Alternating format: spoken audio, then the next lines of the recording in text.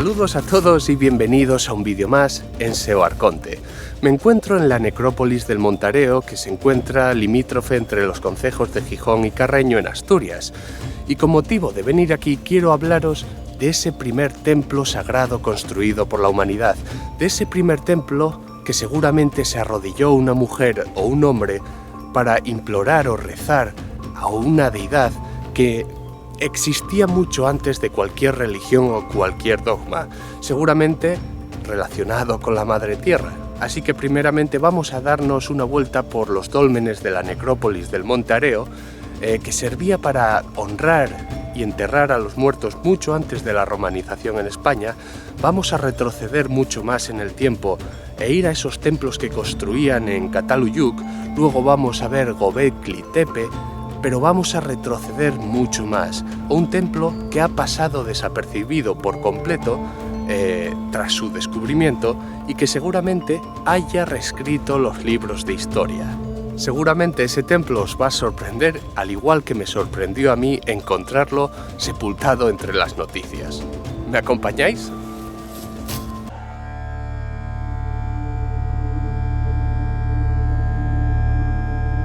La necrópolis del Montareo es uno de los sitios elegidos en el libro 50 lugares mágicos de Asturias, escrito por David Madrazo de Noche de Mitos. Y no es para menos, porque este lugar es uno de los mayores exponentes de la cultura megalítica en Asturias y puede que del norte de España. Hasta 31 túmulos serían erigidos en este lugar, o al menos son los que se han encontrado, datados desde hace 7000 años hasta el siglo III a.C. Estas pequeñas cámaras funerarias pueden parecer simples elevaciones de tierra, pero el gran secreto estaría en su interior. Junto con los cuerpos de los difuntos aquí enterrados, se han encontrado hachas de piedra, puntas de flecha, cerámicas, cuentas de azabache pulido, e incluso existe la leyenda de gallinas o pequeños polluelos de oro que en la antigüedad causaron pérdidas irreparables en este lugar por la fiebre de los saqueadores y la destrucción de casi la totalidad de todos los dólmenes.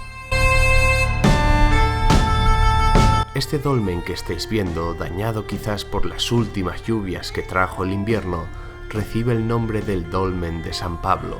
Son los más recientes en el tiempo, no poseen grandes rocas en su interior, pero sí unas que sellan la entrada de la cámara sepulcral, conocido popularmente como cofres megalíticos.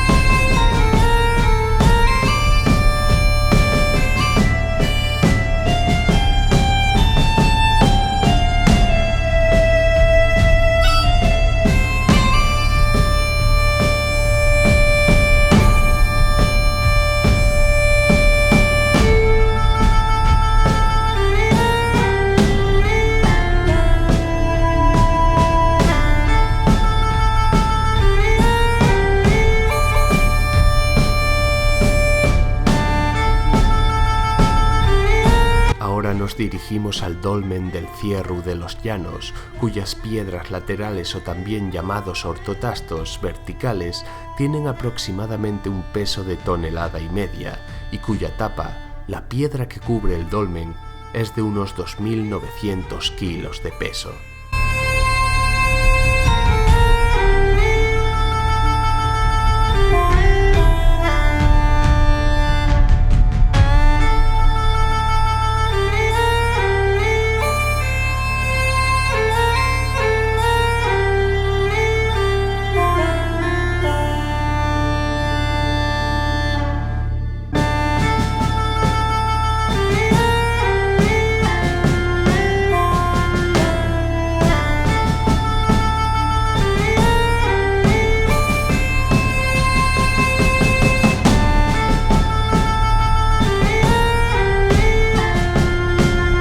Este tipo de dólmenes son los más antiguos de esta zona.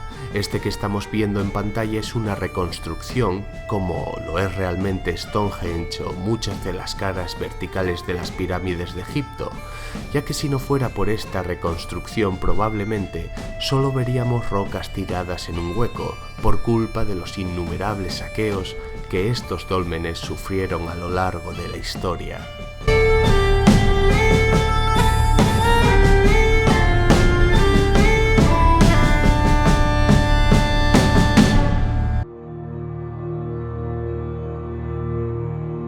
Pero vamos a cambiar de lugar, vamos a retroceder un poco más en el tiempo y vamos a ir a los templos de una ciudad singular como la de Cataluyuk. Esto es lo que decíamos en el videoreportaje en el que hablábamos sobre la historia de la tauromaquia.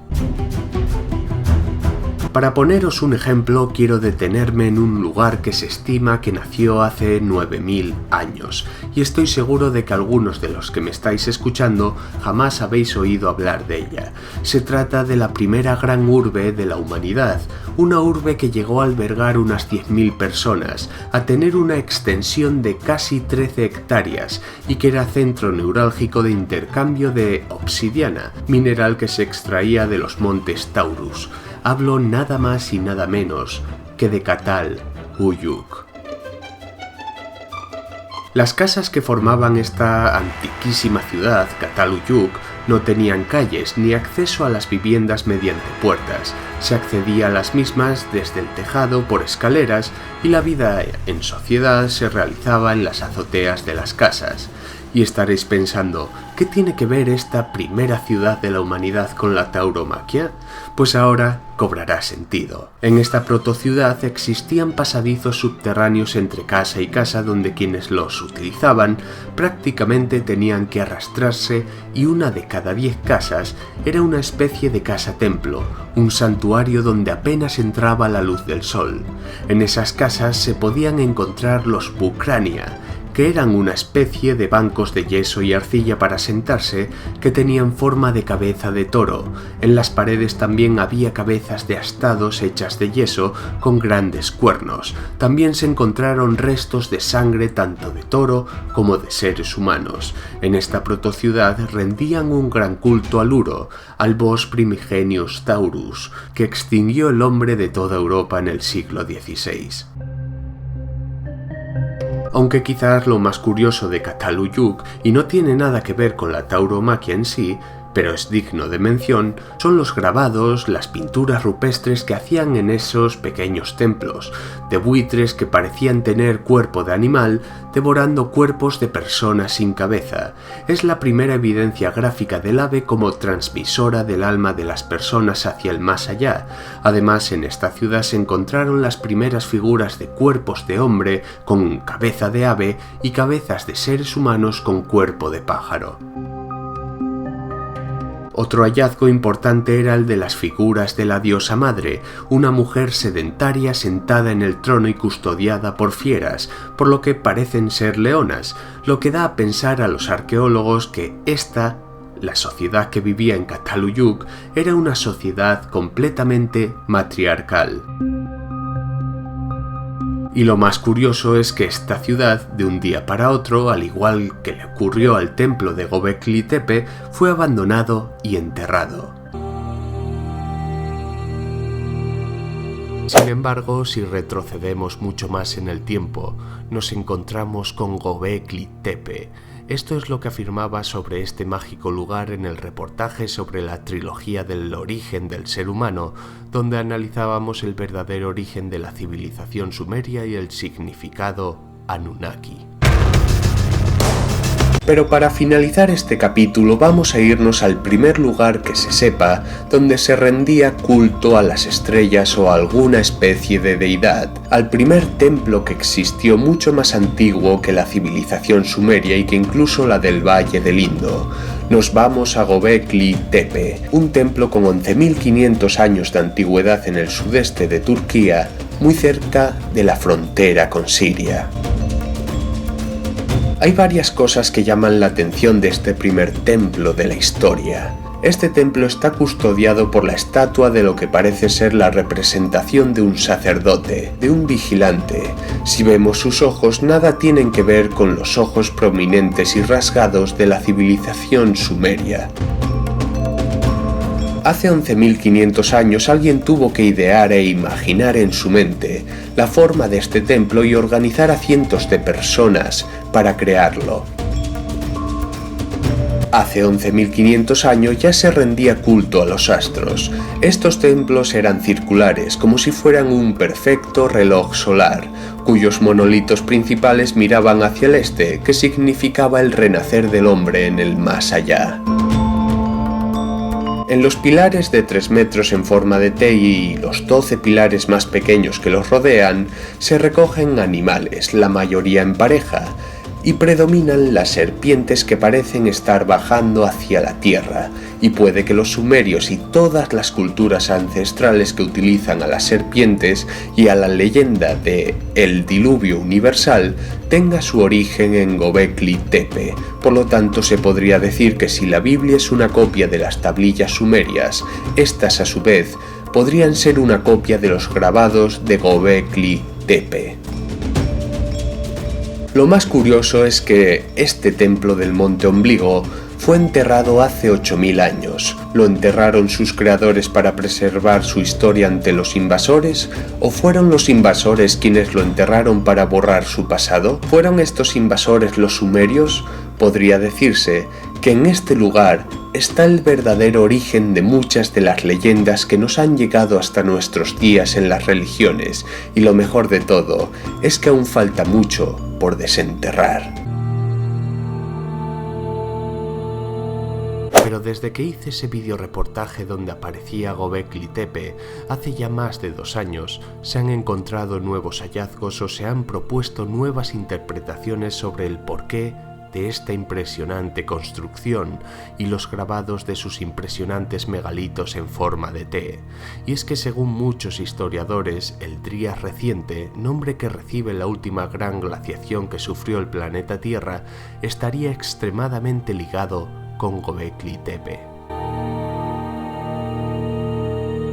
Göbekli Tepe podría recoger en los grabados de sus pilares el cambio brusco de temperatura que supuestamente causó un gran asteroide caído en Norteamérica, y de ahí que los grandes pilares en forma de T recojan animales que se hayan extinguido o emigrado por el brusco cambio climático y supuestas constelaciones, lo que nos lleva a pensar: ¿fue el miedo a sus dioses, a lo que esos dioses según ellos lanzaban desde el cielo, lo que propició la construcción de Göbekli Tepe?